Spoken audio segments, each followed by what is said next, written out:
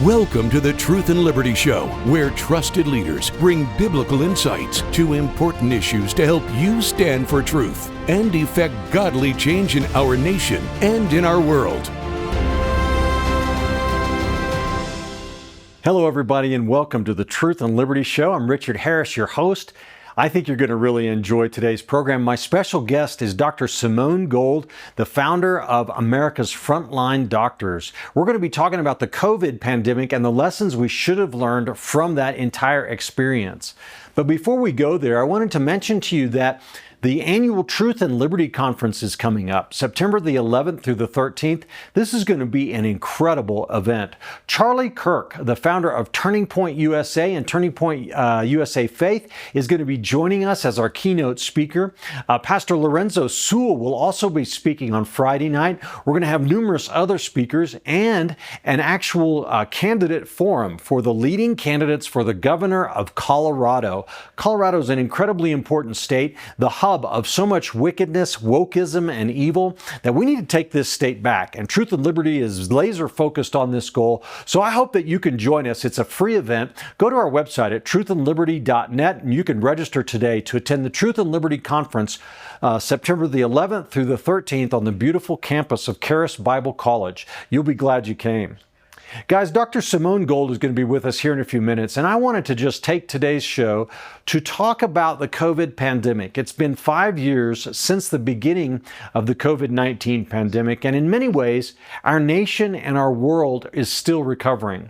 It was one of the most traumatic events in American history, and world history, really, not only because of the illness and sickness and death, but because of the government's and the medical industry's response to the pandemic. I want to revisit the subject because we must never forget what happened.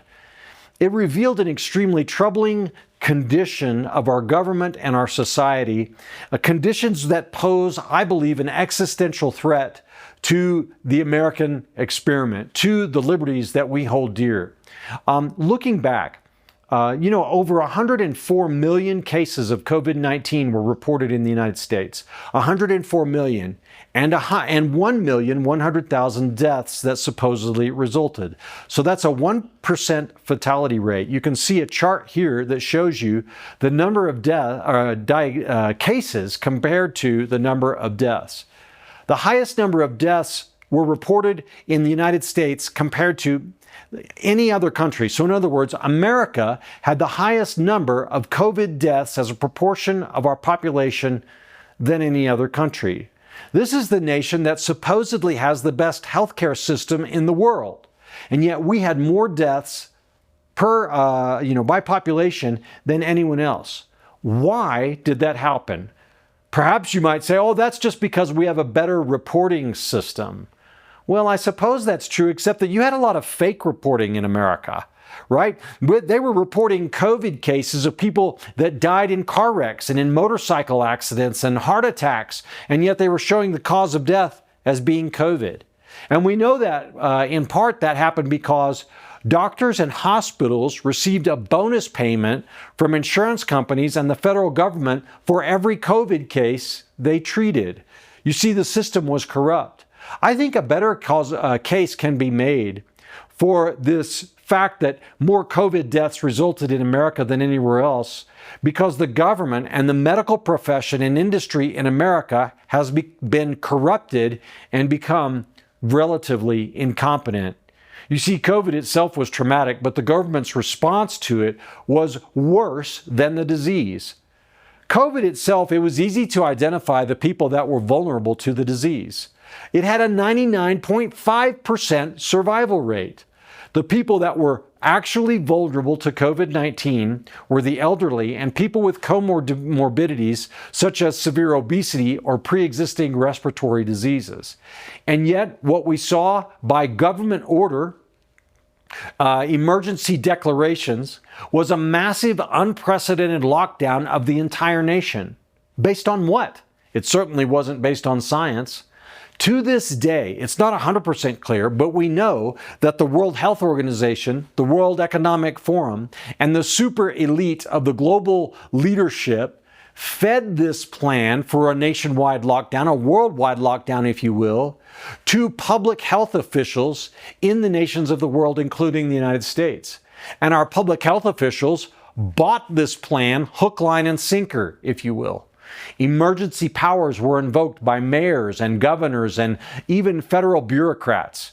There was unconstitutional discrimination as they closed down their disfavored businesses, but let favored businesses remain open. For example, abortion mills, strip club, marijuana dispensaries, and casinos were allowed to stay open, as well as big business box stores like Home Depot and Walmart and others. But small businesses and churches were locked down. Did you know that 34% of the small businesses in America were closed during the pandemic and never reopened? Did you know that thousands of churches were closed during the pandemic and never reopened? The federal government, here's another thing, spent $4.5 trillion on COVID relief during the pandemic. This is spending above and beyond what we brought in as far as tax revenue goes. Our national debt absolutely skyrocketed, going from the mid 20 trillion, if that isn't high enough, to 30 and 32 trillion dollars. The excuse for massive government subsidies of woke projects like solar panels and all kinds of transgender stuff during COVID that had nothing to do with treating the disease. Trillions of dollars, hundreds of billions, I guess, spent on unemployment insurance and benefits because people couldn't go to work. Because of this excessive spending, inflation hit 9%. So what does our government do? Well, the Democrats in Congress pass an Inflation Reduction Act. And what do? They spend another $2 trillion of your tax dollars, borrowing this money from future generations. Did you know that 20%, a recent report showed that 20% of the unemployment benefits that were doled out during COVID because the government wouldn't let people work, so we're going to say you can't work because of a disease you're not in danger of, and yet we're going to pay you unemployment benefits with money we don't have that we have to borrow. Only Democrats could think of a scheme like this. But anyway, the report showed that 20% of unemployment benefits were fraudulent. In other words, they were paid out to people that didn't exist, people that never had jobs, to other types of organizations, or the money was just lost. Not to mention the whole mask mandate that was not supported by one bit of science, the rule about social distancing, a word that never existed before in our vocabulary, and also that was not supported by science. They banned the use of common and safe drugs like hydroxychloroquine and ivermectin, even though it was demonstrated that they were effective when administered in the early onset of COVID-19 to halt the disease or prevent the severe effects of it. And they rushed the development of a drug treatment that was called a vaccine when it wasn't a vaccine. It was mRNA technology. It was experimental in nature and untested. They waived liability for these so-called vaccine manufacturers so that no one could sue them even if the vaccine killed them or maimed them or injured them. We have tens of thousands of people that have, in America alone, that have reported vaccine injury. We know the number is probably 10 times that amount because only about 10% report vaccine injury. And this includes death, nervous system disorders, blood clots, strokes. We all saw on TV people dropping dead out of nowhere, young athletes on the football field, comedians on a stage, and everywhere else in between, and told, oh, this is just unknown, the cause of death, or, oh, natural causes, even though we all knew it couldn't have been. Many people have alleged that the shots gave them myocarditis, blood clotting, and many other things. So this unprecedented control that swept over American society and all Western civilizations, actually. We were told the shots are safe and effective. Turns out they were neither. They did nothing to prevent the acquisition of COVID or to slow the spread of the disease any more than natural immunity would have. And yet our government mandated the shot for all military personnel, for government workers, for healthcare workers. Thousands of people in America lost their jobs and their careers because they refused to take the shot. They were branded as crazy people, lunatics, whacks, as conspiracy theorists, and other things like that. How about the lockdown on social media, where any type of criticism of the COVID regime was banned, videos taken down, deplatforming, information about alternative treatment was restricted or called disinformation. Turns out the government was actually involved. That's right. We've now learned through whistleblowers that the State Department, the CIA, the FBI, the Department of Health and Human Services were all actively involved with hotlines to social media companies, telling them who to lock out, who to ban, who to restrict, what messages to allow, what messages to not allow. Folks, there are some incredibly important lessons that we as a country, really the entire world, needs to take away from this whole COVID pandemic. I want to suggest some of these lessons to you before we get to our conversation with Dr. Gold. First thing, something is very wrong in the medical and health industry in America. Almost every doctor, the vast majority of doctors, went along with the COVID regime. They didn't ask questions, they didn't push back, they didn't say no. They refused to prescribe medications that they knew were safe and effective. They used protocols that they knew would do nothing to help the patient. There were false reporting on death certificates and medical records about the cause of death. There were financial bonuses paid out to doctors and hospitals for a fake COVID diagnosis.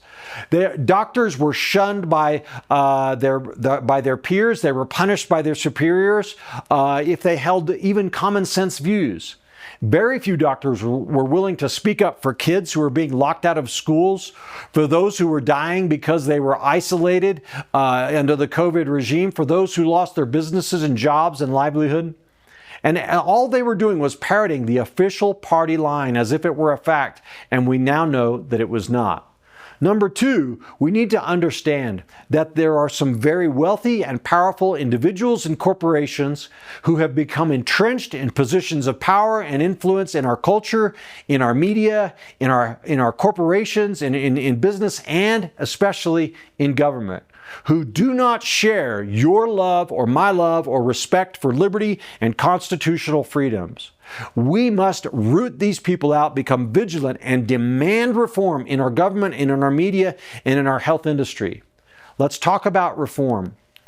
Two common sense reforms. Number one, we need to top to bottom examine our healthcare industry to identify where and why it's not looking out for the true health of the people that it supposedly cares for. Thank God that Donald Trump is looking at that his administration has brought in Robert F. Kennedy Jr. to lead the Health and Human Services Department, and we need to support his efforts. We need to all be speaking about these things. We need to root out the massive conflicts of interest that exist between the regulators and the industry and educators, and the sources of money and revenue that have corrupted them from their duty. The next reform is we need to take action to prevent the government from attempting to influence or control public debate and discussion.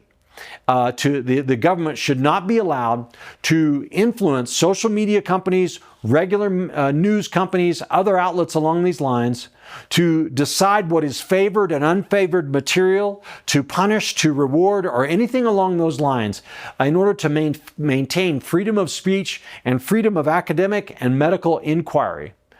Here to discuss these issues and more in depth is one of the real leaders and freedom fighters who emerged from the pandemic, Dr. Simone Gold. Dr. Gold founded the America's Frontline Doctors and was catapulted to fame when she and a group of other physicians held a press conference in 2020 on the steps of the United States Supreme Court. They were talking about the safe and effective use of hydrochloroquine and other medications and minerals, including zinc, to fight COVID when administered in the early stages, and how that Americans were being wrongly deprived from this safe and effective medication. Her video of that press conference went viral, set new records for viralness, whatever that word is, and she was relentlessly attacked online, was deplatformed, and has suffered immense persecution professionally and socially, but she's not given up the fight. And now she is emerging as one of the leading voices against the radical LGBT corruption of our healthcare industry, where children and minors are being mutilated for the sake of LGBT ideology, suffering this wicked transgender surgery where they try to turn a girl into a boy and vice versa just because somebody thinks they have so-called gender dysphoria. And she's fighting back against that, and has actually created a new documentary about it called What is a Doctor? So I look forward now to sitting down with Dr. Gold and discussing these and other things. I wanted to remind you today, before we go to that interview and before we take a break, about our free offer today. It's a booklet by Andrew Womack called What is Truth? You know, in today's age, we need to know this more than ever, because we are being bombarded with so much fake and false information, and the very foundations of our culture and society are being undermined by those who don't share our conviction about the source of truth. We need to know what truth is and where it comes from. Andrew answers that question in this little booklet, and you can get that for free by going to the website at truthandlibertygtn.com and claiming your free copy today. All right, I'm going to share some information with you in this break, and then we'll be right back in about 90 seconds as I sit down and chat with Dr. Simone Gold, the founder of America's Frontline Doctors. Are you passionate about standing for truth in the culture, but don't know how to get started? Well, Truth and Liberty, our mission is to educate, unify, and mobilize the body of Christ to stand for truth in the public square. And as part of our mission, we provide you with an amazing array of resources on our website. And our website has just been revamped, remodeled, and retooled to be user-friendly. And I'm so excited about it because I believe that there's nothing like it out there anywhere. I want to encourage you today to go to truthandliberty.net and check out the Resources Center and the Get Equipped Center. On our Resources Center, you will find hundreds of links, hundreds of videos, articles, blogs, even America's original founding documents can be found on Truth and Liberty's Resources Center. It's searchable by topic, preset topic, or you can put in a custom search to find exactly what you need and what you're interested in. In the Get Equipped section, we link you to tools created by our strategic partners, including Pray, Vote, and Engage tools. We culture impact teams, civic action teams, biblical citizenship in modern America, biblical worldview training, and more. So go today to truthandliberty.net and find what you need to get equipped to stand for truth in the public square. All right, folks, welcome back to Truth and Liberty. As I mentioned, our guest today is Dr. Simone Gold. So honored and excited to have you on Truth and Liberty today, Dr. Gold. I'm delighted to be here. Thank you so much. Well, so you are the founder of America's Frontline Doctors, and you were catapulted to fame in 2020 when you and some other physicians held a press conference on the steps of the United States Supreme Court. I understand that video went super viral around the world and was really sort of maybe the launching pad for I would say the counter-revolution. In other words, people who were daring to speak up against the COVID regime that was being unleashed on the world at that time. What led up to your decision to hold that press conference? Thank you. I was practicing emergency medicine for 25 years, board certified emergency medicine, and that was my career. I should mention, unusual though, that I'm also an attorney. So I do have a bit of an interesting background, but I had really made my career in the emergency room. And I was practicing, when COVID came. And just like I'd been practicing for the previous 25 years, I practiced during the SARS-1 scare. I practiced during the Ebola scare. There's been lots of pandemics, epidemics that I, as an emergency physician, have managed and gone through. This one was being handled exactly the opposite of all ways you're supposed to handle respiratory pandemics. It was just the opposite. You don't vaccinate in the middle of a respiratory pandemic, for example. You don't tell everybody to stay home. You protect the vulnerable. That's all you do. You protect the vulnerable. You actually want the virus to to go through the community. The resistance, it builds up in the children, essentially. The viruses traditionally get weaker, and that's just kind of how they go. And we were doing everything exactly the opposite, specifically in ways that violated our constitutional rights. That's what got me very alarmed. So two things propelled me. One was early treatment medicines worked, and the medical public health system was saying we couldn't use them. They were saying to patients, stay home until you turn blue. That was unacceptable to me as a physician who took the Hippocratic Oath. And the lawyer part of me was highly alarmed at the rapid loss of our individual inalienable rights that are given to us by God, but are guaranteed by our Bill of Rights and Constitution. So I started fighting back. And I remember that press conference. I remember seeing it like so many millions of other people on Facebook or wherever it was that I saw it. But I remember hearing you and other doctors talk about how hydroxychloroquine had been around for decades, safe medication used for all sorts of things, as a prophylactic and as a fighting infection and other stuff. But all of a sudden it was too dangerous for COVID. Can you comment on that? Where was the science to back that up? Yeah, there's no science. Hydroxychloroquine from then until now is one of the safest drugs on the planet. For comparison's sake, it is safer than Tylenol. It is on the World Health Organization list of essential medications that all nations should have. At that time, it was FDA approved for 65 years. It's rumored that George Washington gave a precursor of hydroxychloroquine to his troops. It has been around forever. It is over the counter in most of the world. It just happens to not be over the counter in America and other first world nations for other reasons. But there is no argument that it's not safe, except that the government started saying that. What was really strange and proof positive that the government was lying was that in my case, the California State Medical Board sent letters to all California physicians saying that we could lose our license if we prescribed hydroxychloroquine, but only if we prescribed it to COVID patients. In other words, in that same letter, it said we could prescribe it for our typical uses of rheumatoid arthritis, systemic lupus, SLE, no problem. You could prescribe it to those patients for decades, but you just couldn't prescribe it to COVID patients for 5 or 10 days. There you go. I don't know what more proof you need that the government was lying when it has internally inconsistent documents. So this also got me very alarmed. I was alarmed that you had petty bureaucrats telling doctors how to practice medicine. That had never happened in my career. We also had pharmacists refusing to fill doctors' prescriptions, which not only had never happened in my career, I knew as a lawyer is illegal. I don't know if you know this, Richard, but pharmacists are actually not allowed to even inquire as to your diagnosis. People don't know that. I happen to know that. A pharmacist is not allowed to ask you what the reason for medication is. It has to do with patient privacy. So there were a lot of lies, and it was intolerable. Did the government, say in California, for example, did they inform physicians as to why it was not being allowed for COVID? Yeah, it was classic doublespeak. I still have a paper because we went into litigation for 4 years. I sued them. They came after me and I went after them.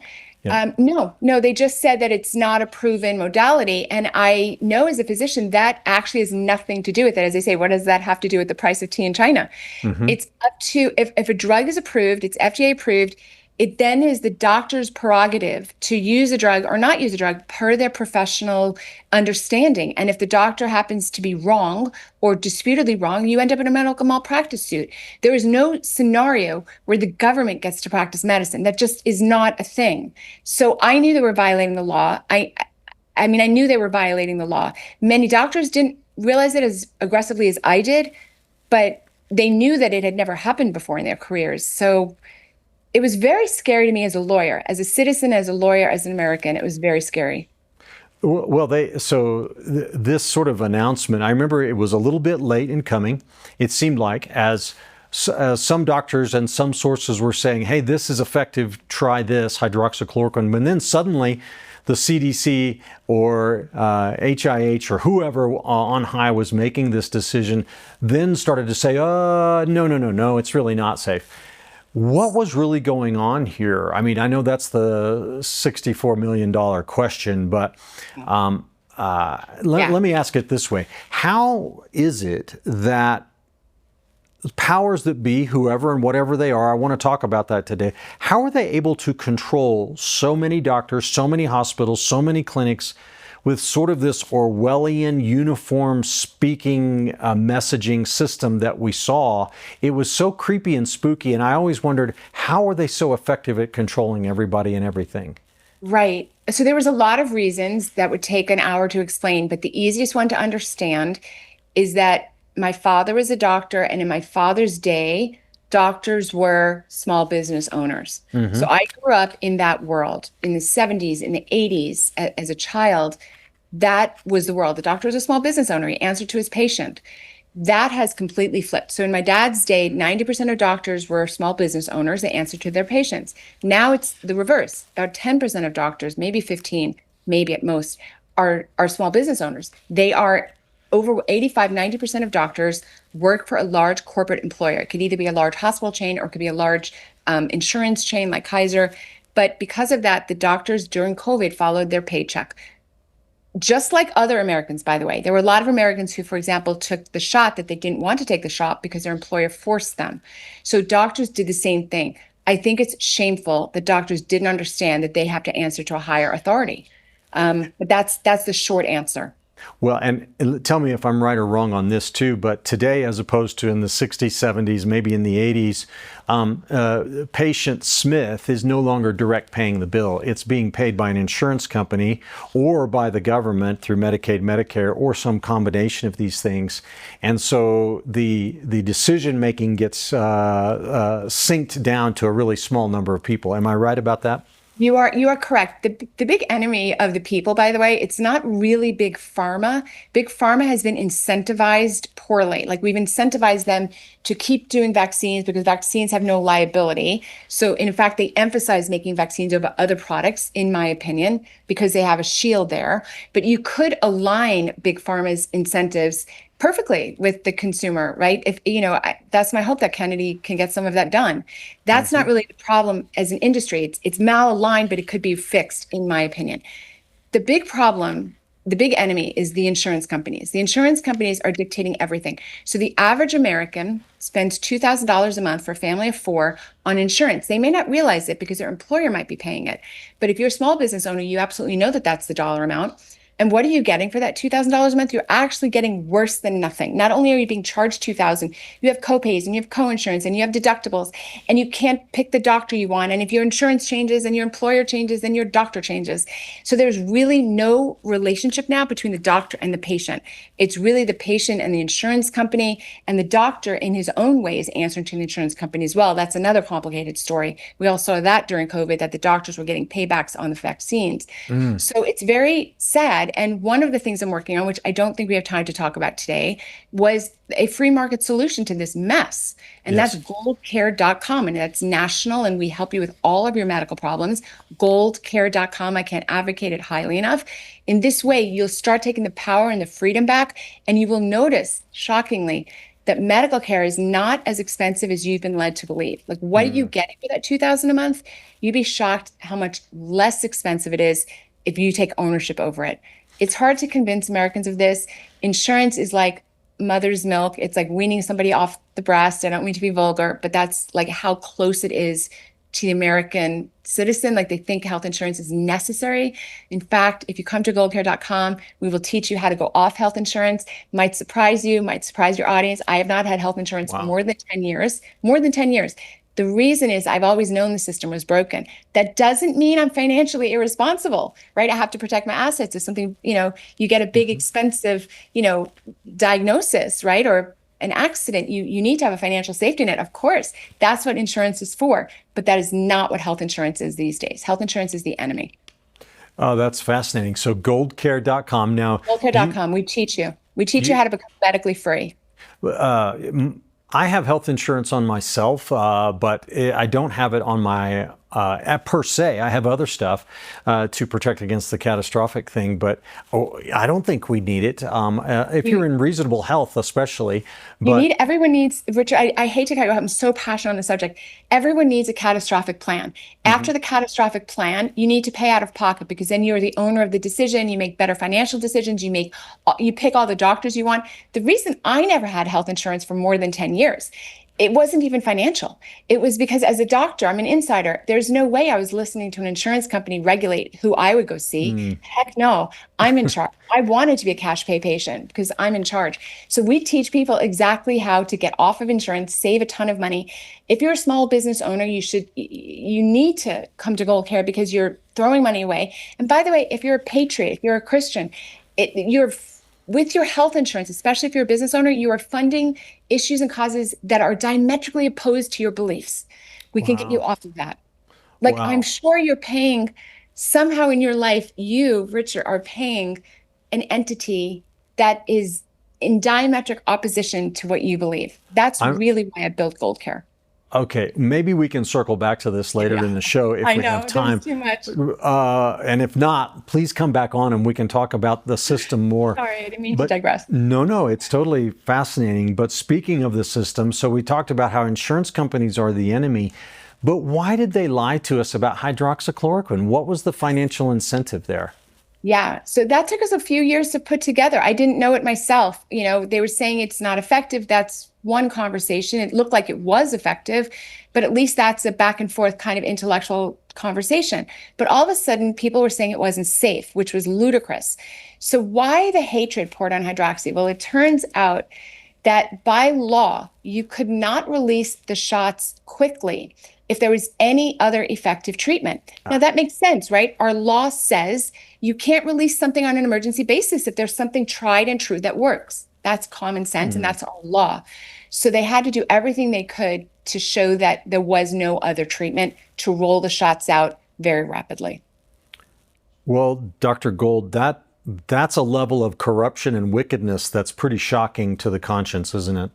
That you would take the healthcare of millions of people with a potentially deadly virus and lie to them about it so you could make money on vaccines or so-called vaccines. Is that what we're saying here? Yes, and they are so-called vaccines. They're not actually vaccines. They're not at all by the traditional definition of the word. They're also brand new mRNA technology that's never been used in this way. They were brand new. They were untested. They were created using the spike protein. The spike protein is very thrombogenic. It forms clots. Clots are essentially bad. They cause heart attacks, they cause strokes, vascular obstruction. Clots are the enemy. They also are wrapped in what's called liponanoparticles, which actually cross the blood-brain barrier. They were known to not just stay in the injection site, but to go all over your body. They were known to collect in the ovaries. I mean, there were all of these terrible things that were known, essentially, and yet they unleashed them on the whole world. And how did the vaccine so-called manufacturers control the insurance companies that also controlled the doctors? How did that happen? So one of the things I say is there were people that had multiple interests, but they all happened to be going in the same direction. So vaccine manufacturers, for example, I call them, it was like a dispassionate financial interest. They want to sell their product, right? So they're pushing for the vaccine. You had the what I call the useful idiots. Those are like the media talking head who tend to turn left. Anyway, that's kind of the orientation.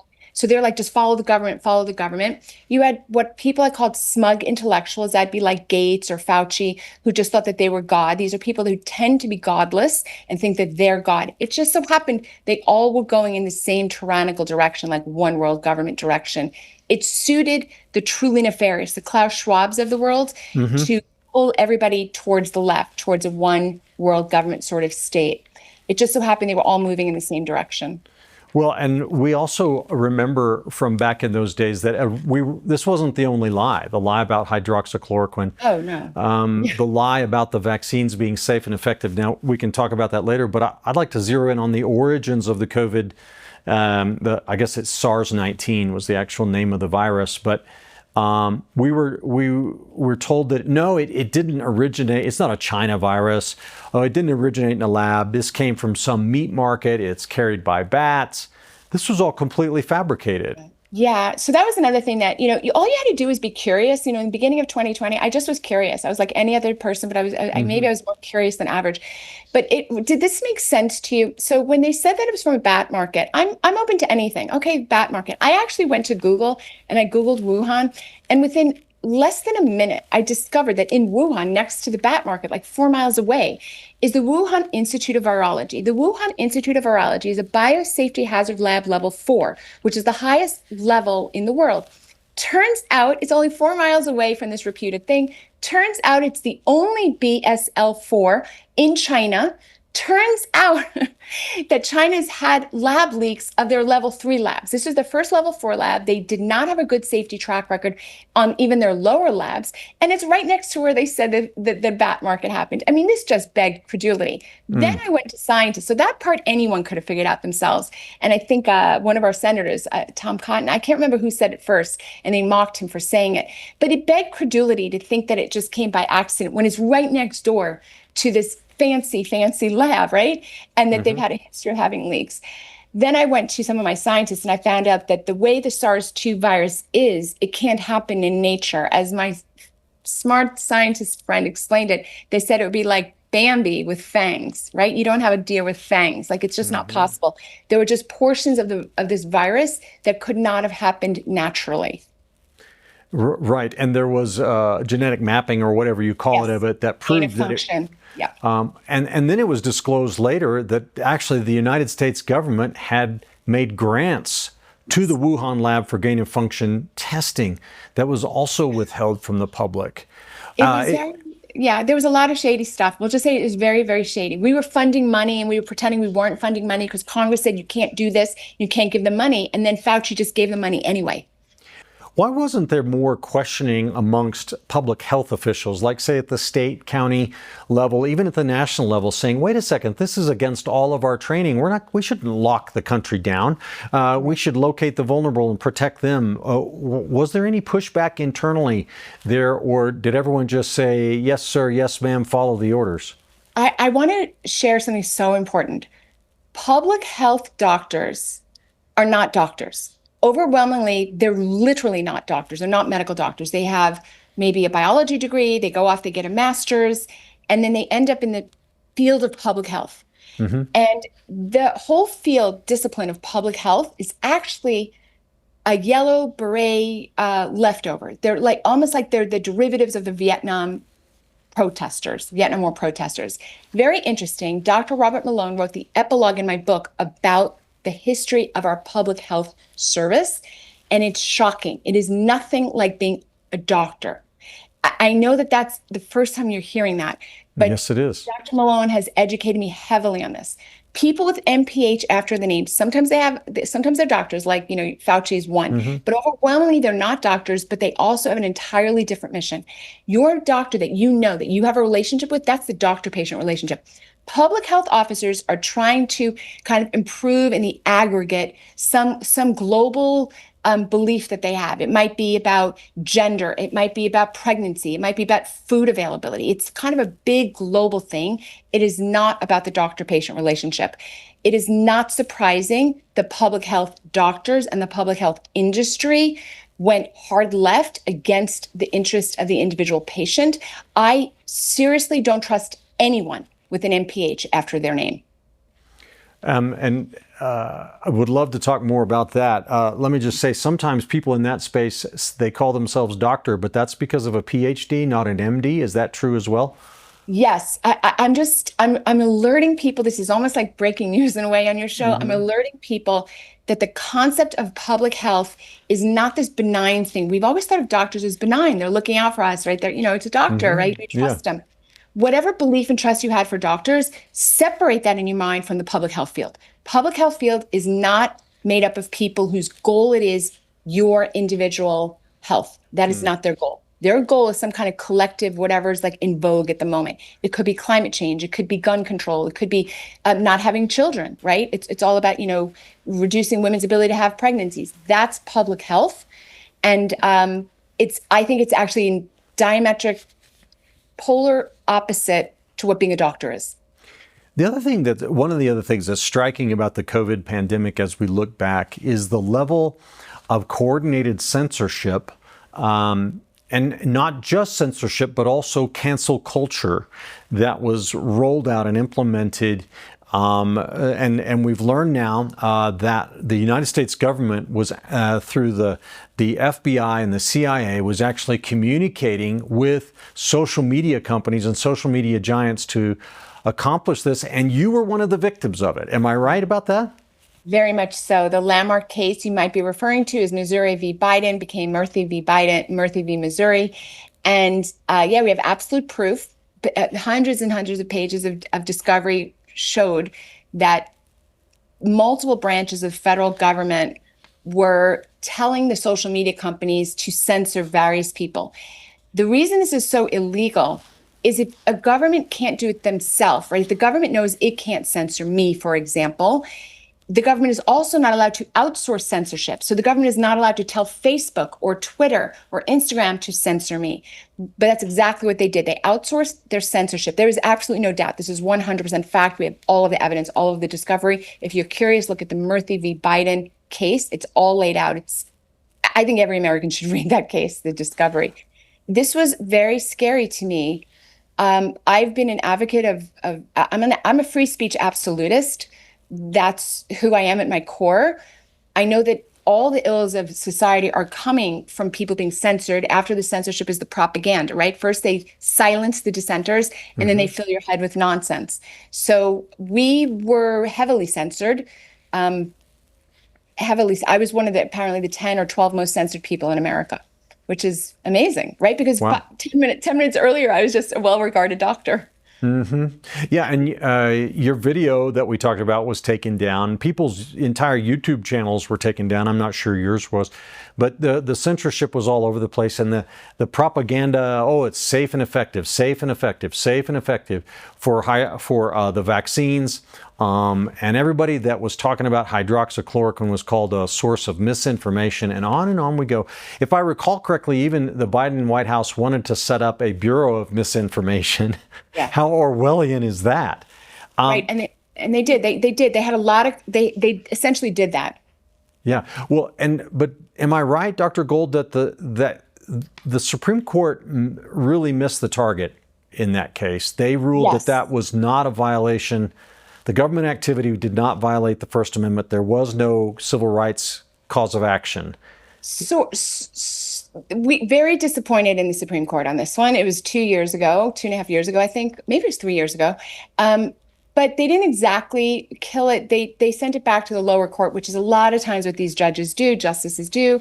They don't want to really decide, or they can't agree amongst themselves, and they sent it back. So the case is actually still proceeding, but they should have given an outright victory to the American people on the side of free speech. I mean, the evidence was overwhelming that the government was ordering the social media companies and legacy media companies too, right? Like the USA Today and New York Times, to censor. The evidence was absolutely overwhelming. Well, and so the thing that in and of itself is horrifying. But what ought to be really horrifying to people is that the mechanisms and communication channels and all of that was already in place for them to do that. So that means, how long have they been controlling what's said and so forth? I'm going to share with you, Richard. It's not. They were developed very early in the Biden administration. That came out in the Murphy v. Biden case, which is that they started having I forgot what the names of the meeting were called. It's in one of my chapters. It had an acronym for them to communicate with each other. So all of a sudden, the head of the CDC had a direct line to Facebook. I mean, literally had a direct line. Those channels like that rapidity hadn't happened before. They started in the March, April of when Biden in 2020. March or so of 2021. So before we went on the air here today, you mentioned Bill Federer, a good friend of mine. Bill talks about the Hegelian dialectic, which is where a totalitarian government will create a crisis they can't achieve their full goal right at once, so they'll create a crisis, and people out of fear will rise up and they will compromise so you can move the normal, and then you create another crisis to move the normal again, and you compromise in the middle, but eventually you reach your goal of the totalitarian regime. After an experience like the COVID regime and pandemic and all of that and all the loss of civil liberties and everything else that's happened, I'm afraid, Doctor, that we have compromised in the middle because we have not yet cleansed and purged our society and culture of the evil schemes that were rolled out. In other words, the left learned some real valuable lessons on how to do stuff, and we think it's all taken care of just because the disease is over. What do we need to do to clean this thing up and make sure this can't happen again? You are exactly correct. There has been no accountability, and it's really difficult to move forward without accountability. But as you're saying, it's actually dangerous because we've kind of opened the door to that, and we didn't slam it shut. We didn't say, heck no, we're not going there. We're not doing that. A classic example of what you're describing is when the leftist cities, they defund their police, they don't have good police, and then there's a lot of crime, and then the people themselves demand more observation and more cameras everywhere, right? So people start demanding more of a security state because their government has put them in such a bad position that they felt they needed that for their own safety. But they caused that, right? You're moving towards totalitarianism by your own decisions. And I think the exact same thing has happened during COVID. I agree with you completely. Where was the incentive for the government to get involved in this whole thing regulating speech? I mean, were politicians being paid off by drug companies? Was there some global conspiracy, people pulling levers at a global level on this thing? The World Economic Forum, the Chinese Communist Party, George Soros folks? There's a couple. Yes, that's also a very sophisticated question. So there was financial incentives on Big Pharma. Big Pharma donates to everybody. I have endless empathy for Bobby Kennedy Jr. because that's an impossible job. Big Pharma runs the federal government, not the other way around, except for really Donald Trump. So yes, Big Pharma absolutely was a big donor to Biden, for example. So he was happy to do their bidding. Now, World Health Organization, the guy in charge of that is a CCP puppet, right? He works for China. Everybody knows that. I mean, people who investigate these things know that. Yeah. Tedros works for China. So the interests were there. The question is, why did all the doctors go along with it? I think we've changed as Americans. We're not maybe the same people we were when we stormed the beaches of Normandy. We've gotten a bit too complacent, too comfortable. Well, let's talk for a minute. There's some other subjects we got to get to today, but let's talk about the subject of vaccine injury. So my third son was born with autism. God has healed him after about 14 months of prayer and faith and other things like that. He's 100% normal, very smart, very capable now. But I believe that the onset of it was caused by my wife taking a vaccine for the bird flu or swine flu or something during her pregnancy, plus a brown recluse spider bite and maybe some other things, just studying it. But the whole thing of being against vaccines, it's like you can't allow common sense to enter into this discussion. You're either sane and a normal person, or you're one of those crazy anti-vaxxers. But with the COVID so-called vaccine, there can be no doubt that this thing caused serious harm to a lot of people. And yet, are we really even having an honest debate yet or discussion about what harms did it cause? No, and one of the terrible harms is just the gaslighting it's done to people. I mean, think of all the people that got harmed by the COVID shot. These are all people who took the COVID shot early. Yeah. I mean, there were young kids that took the shot early that had strokes, for example. You can't make this up. You can see them. They have had a stroke. They're weak on one side. And those are people that are now being called anti-vax. I mean, those are people lined up first and foremost. So I hate the dishonesty. I hate the fact that the doctors are not curious. I hate the fact that for 25 years in the ER, when a child came in with SIDS, nobody thought to ask about their vaccine history, not the paramedics, not me. It just wasn't part of it. We were specifically trained not to be curious, not to seek the data. And it's very suspicious. I can't tell you exactly what the incidence is. I can't tell you exactly with your child if it was or wasn't, because we're not looking. We're not looking. And I find that very suspicious. We look at everything in medicine. We tell pregnant women, you can't have sushi, you can't take a puff of a cigarette, but you can take the new stuff? Well, yeah. I'm sorry, it's suspicious.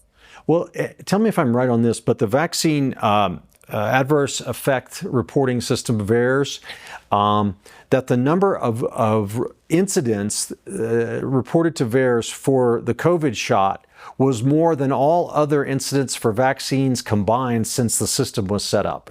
Oh yeah, it's something like 95% or 98% of all the vaccine injuries. It's an enormous number. And the adverse effects include, like you said, blood clots, strokes, nervous system injuries, miscarriages. Miscarriages, yeah. Correct. All kinds of things. Comment on this, if you could. You did a little bit, but the technology was mRNA. How is that different than a normal vaccine? Everything about this was different. First of all, the big definition of a vaccine is that it stops the transmission of a thing, right? So why would a healthy person inject something inside of them? It has to be incredibly safe. If you've got cancer, you're willing to take a risk. But if you're healthy, the thing that the government or your doctor is giving you really needs to be absolutely safe because you're already healthy. So the risk profile for vaccines has to be pretty much 100% safety, and it wasn't. We have what's called in the VAERS system safety signals. Safety signal is when it reaches a certain amount, alarm bells start going off. For comparison's sake, in the 1970s, 76, I think, Gerald Ford stopped the administration of the swine flu vaccine because there were 25 deaths. 25. There's something like 45,000 adverse events in the VAERS system now. And we know that the VAERS system is capturing at most 10% of what's out there. We know that from biodata.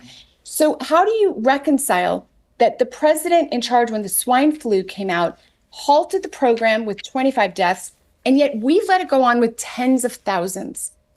It's incredible. So you are now working to fight against the transgender ideology, specifically the mutilation of children and all that. I want to talk about that, but before we transition to that, real quickly, what are the reforms that we need to make in our health system to stop this from happening again?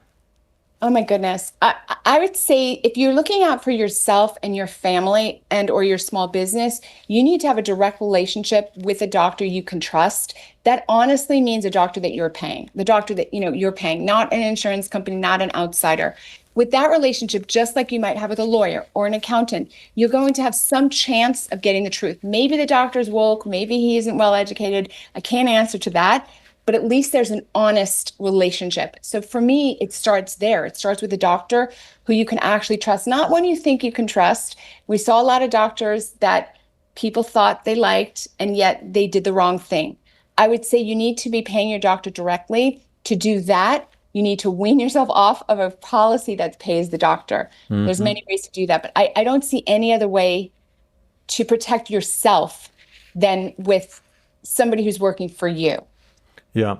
Well, so let's talk about the transgender mutilation of children, if we can, for a minute. You've created another documentary. This one is called What is a Doctor? Can you tell us about this film? I want everyone to watch this film. You can go to Salem now and watch What is a Doctor? And I walk people through, what does it mean to be a doctor? And when you go to a doctor, what are you expecting? Are you expecting a healer, a teacher, a coach? Or are you expecting somebody who's working for the government, who's just following government orders? And I walk people through with many other doctors. It's a documentary where we interview lots of doctors. And what happened during COVID and the similarity now with all the transgender surgeries. The children have been subjected to having their body parts mutilated, like chopped off, either by drugs or by actual surgeons, chopping off their body parts at the behest of gender activists. I can't say it more strongly than that. And the doctor groups have gotten behind it. The American Academy of Pediatrics, one of the most shameful medical cabals on the planet, is okay with, chopping off genitals, chopping off breasts of children. So this movie explains all of what has gone wrong with the doctor and how you can find a doctor that is going to look out for you and not some other interest. And we have major medical institutions across the nation, big, reputable healthcare corporations and hospitals that are involved in this. Is there big money in this thing, this gender mutilation of kids? So here's something people don't realize. Every child who undergoes these mutilating procedures is about $1 million to the system because it's not a single surgery, right? It's a lifetime of medical care, a lifetime. You have multiple surgeries, you have cosmetic surgeries, you have complications. About 35% of them have bad complications, chronic infections, chronic wounds. They have anorgasmia. They can't have normal relationships with people. They need multiple surgeries, reversals. It's $1 million per patient, right? So this was big money to certain institutions. Thank God President Trump is in office and he put a stop to it. He put a stop to it almost immediately. And now these activists are running scared. Their big activist group called WPATH, shameful, horrific group that hijacked the doctors essentially, has plummeted. The membership has plummeted. About 65% have quit. Wow. The doctors all over the nation, I think, are running scared a bit, which they should be, because if you chop off children's body parts, you should be in prison. I'm an advocate of putting a few of these doctors in prison. The whole thing will stop. Wow. Well, the White House just released a press release shortly before our show listing a bunch of very prominent hospitals from California to the East Coast that are canceling their transgender surgery programs. But we've got about a minute left. Can you talk about this whole thing seems to be wrong on the front end and wrong on the back end. What I mean by that is, what are the indicia that tell a doctor that, yeah, you ought to perform this surgery, other than this girl's a tomboy or this boy likes music and art, and some nut job is saying, oh, they're trans. And then on the back end, where is the evidence that this helps them with their psychological condition in the first place? It seems to me we're missing the mark on both places. Yeah, the short answer is it was fabricated. There is no evidence that supports that. The children will overwhelmingly grow out of this if you let them just go through puberty. The evidence is absolutely clear. The industry was hijacked by activists. Some of these activists happen to be doctors, but it was collective lunacy, much like the Salem witch trials. I mean, it was just collective lunacy. The part I'm angry about, though, is that doctors are profiting financially off of this. And the moment you stop giving them money to do this and you put a couple of them in jail, the whole industry will stop, right? They need to go to jail. This is called medical battery. You're not allowed to just chop off a body part. If a parent came in to me and said, my son doesn't like his left leg, can you please chop it off? And if I chop it off, I'm going to jail. That's battery, right? Why is it any difference if it's your breast or your penis? Do they often have the parents are manipulated into consenting to this, and how does that happen? Yeah, they actually tell the parents, would you rather have a dead son or a live daughter? That's what they tell them. Elon Musk tweeted out a couple of years ago that he went through this. So the richest man in the world was hoodwinked with this lie as well. This is what they tell them. In fact, the risk of suicide goes up if you go through all these problems, if you go through all this medical treatment. Yeah, so the dead son or daughter, meaning, if you don't do something, they'll end up killing themselves because of their so-called gender dysphoria. But most of the time, statistics show people grow out of these feelings. Not everybody, but it does happen. We can't do this justice in this time frame because everything about it was wrong. They don't have gender dysphoria. They have something called rapid onset gender dysphoria, which is an entirely different disease process that they will grow out of. This is kind of a social contagion through YouTube. It's like teenage girls. It's entirely different than gender dysphoria, which is always attached to middle-aged men who cross-dress. Think in your mind sort of like transvestite. Okay, I'm overgeneralizing. Go see What is a Doctor if you want to understand this story. Well, we've said a lot in an hour, but we're out of time. Dr. Gold, how can people find your movie really quick? Thank you. So if you go to, why don't you just go to follow me on X, and it's Dr. Simone Gold, Simone Gold, and you'll be able to find the movie at the top there. I just wrote this book, which is amazing. You can find it on Amazon. Selective Persecution. It talks all about Fauci and all about, the FBI and the DOJ. Oh, amazing. And just follow me on X. It's amazing. All right. Dr. Gold, thank you so much for coming on the show. It's been a great opportunity or honor to speak with you. And thanks to all our viewers for watching today. We'll see you again next time on Truth and Liberty.